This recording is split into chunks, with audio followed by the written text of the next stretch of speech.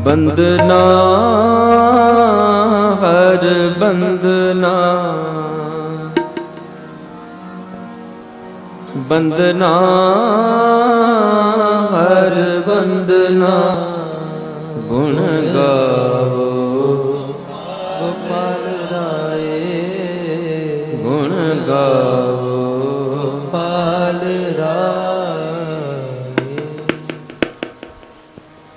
सत्संग जी,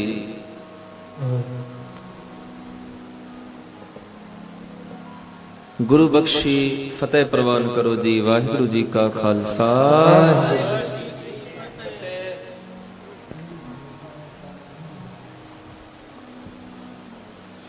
गुरु नानक की अपार कृपा। आज खत्री परिवार में साहिब गुरु नानक देव महाराज जी की कृपा ले रहे हैं और प्यार से संगत में बैठकर जप रहे हैं सतनाम। ये संगत की बख्शिश गुरु नानक ने हमें झोली में दी है, क्योंकि सतगुरु जी जहां जहां गए पातशाह ने संगत की है। गुरु नानक ने जहां जहां कदम रखा बाबा ने शब्द पढ़ा। गुरु नानक जहां जहां गए सतगुरु जी ने कीर्तन उच्चारण किया। गुरु नानक ने कभी ना वहमों से जोड़ा, ना संसों से, ना भरमों से, जिसमें हम ज्यादा जुड़े हुए हैं। साहिब ने वहमों भरमों संसों को तोड़ दिया, इन बंधनों को तोड़ दिया। गुरु नानक ने सिख को वहम और संस से भरम नहीं सिखाए। साहिब ने शुद्ध वाणी सिखाई है, शुद्ध कीर्तन। गुरु नानक देव जी गया गए, हरिद्वार गए, किस लिए? वहां पर जो वहमों का भंडार था उसको तोड़ने के लिए। आप गुरु नानक साहब की उम्र 30-35 साल थी जब पातशाह हरिद्वार गए हैं। हरिद्वार में गुरु नानक जी जब स्नान करने लगे गंगा में, तो लोग पानी देने लगे सूरज को। अब सूरज कितने किलोमीटर दूर है उस वक्त तो खबर भी ना थी ना। लोग पानी देते जा रहे हैं सूरज को। सतगुरु जी ने देखा, गुरु नानक उल्टी दिशा में पानी देना शुरू हो गए। सियाने पंडित बाबा को पूछते भी कहां पानी दे रहे हो? साहब कहते हैं आप कहां दे रहे हो? वो कहते हैं हम तो पितर लोग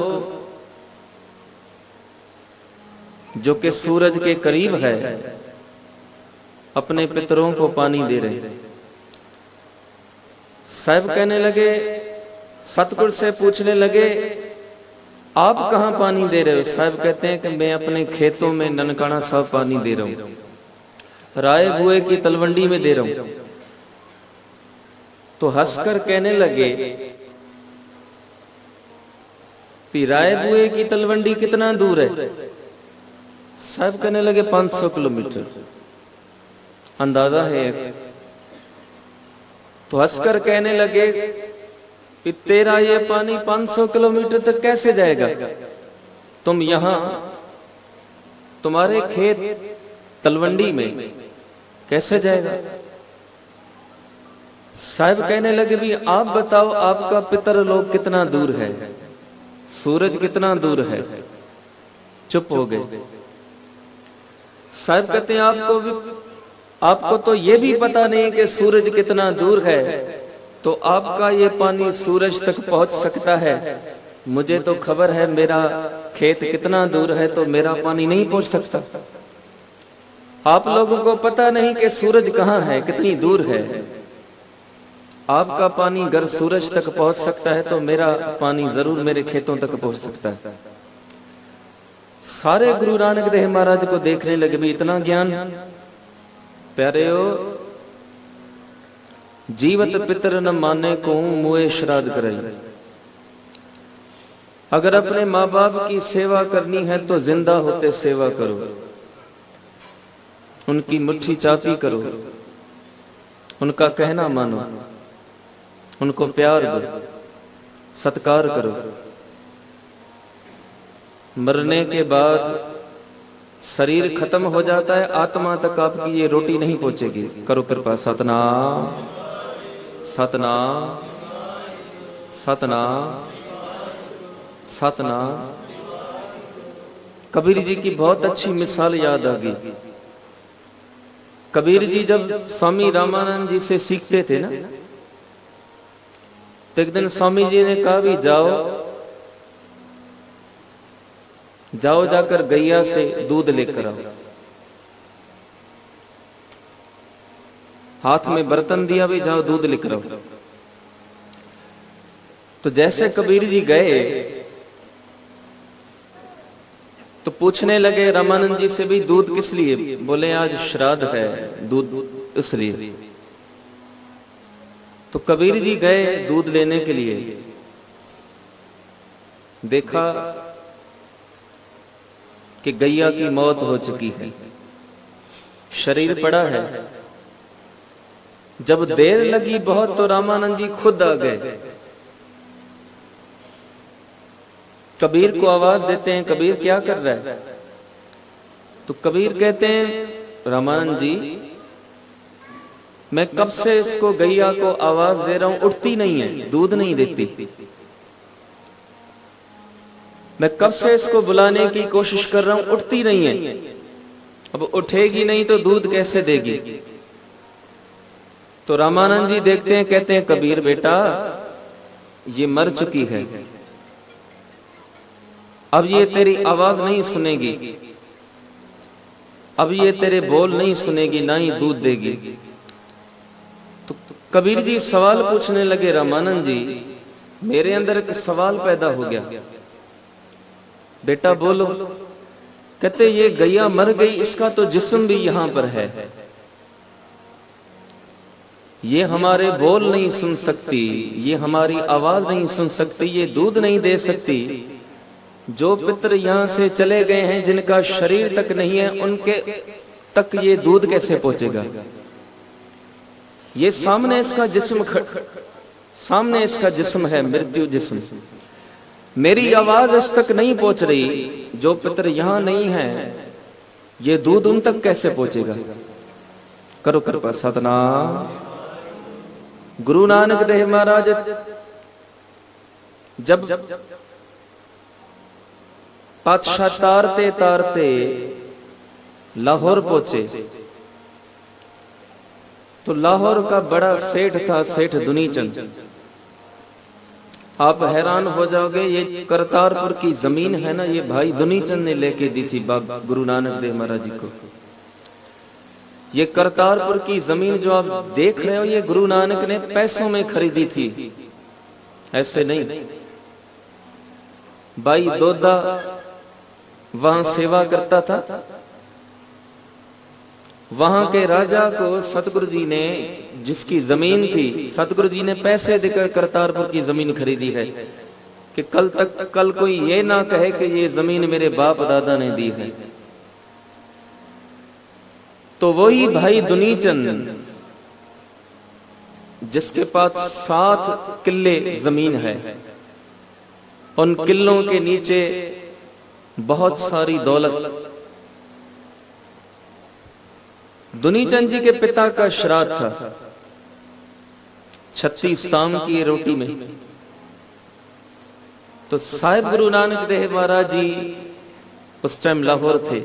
दुनीचंद ने कहा जो भी दरवेश फकीर हैं उनको घर ले आओ और उनको रोटी खिलाओ, लंगर खिलाओ, क्योंकि उनकी आशीष लगेगी। गुरु नानक जी भाई दुनीचंद के पास आए, सतगुरु जी के पास लंगर की थाली ले आया। सतगुरु जी को कहने लगा खाओ। साहिब पातशाह कहने लगे भी दुनीचंद, इतने सारे लोग मंगवाए हैं, किस लिए? इतना सारा लंगर बनवाया किस लिए?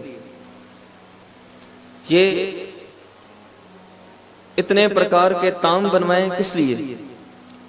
कहने लगे भाई सच्चे पातशाह मेरे पिताजी का श्राद्ध है,